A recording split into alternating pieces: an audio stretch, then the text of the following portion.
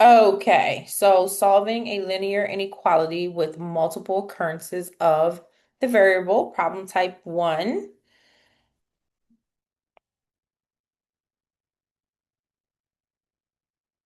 Okay, welcome back. It's your favorite professor. Okay, welcome back. It's your favorite professor, Dr. T.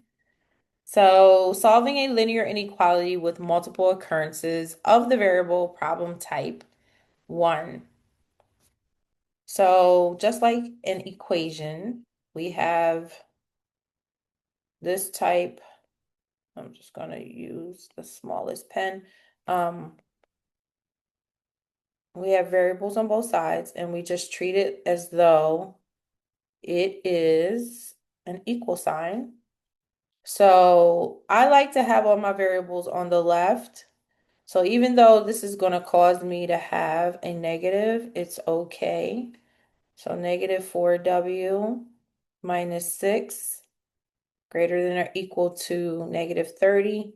And then I'm going to add 6 to both sides.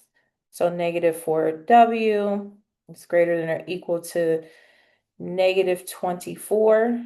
And so I divide both sides by negative 4. And w is greater, or sorry, we flip the symbol. So less than or equal to 6. And then you can actually plug that into the original. So 5 times 6 minus 6, is that greater than 9 times 6 minus 30? So this would be 30 minus 6 would be 24.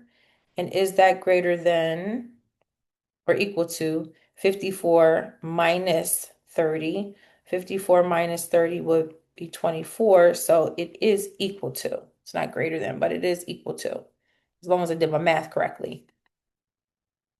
Okay. So I'm going to type in here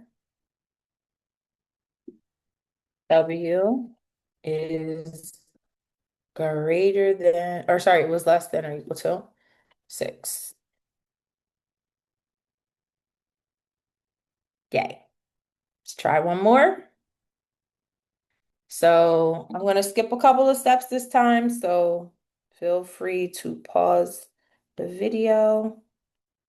So I'm not going to do every single step. I'm going to do a little bit of it mentally. So if I add 3u to both sides, oops, 3u, that's a 3. I'm going to get 6u, and then I'm going to subtract 16 from both sides. So I'm going to get greater than or equal to negative 30. And then I'm going to divide both sides by 6. So I'll get u is greater than or equal to negative 5. So u is greater than or equal to negative 5. As long as I didn't make any mental mistakes. So, as always, thank you for watching. See you next time.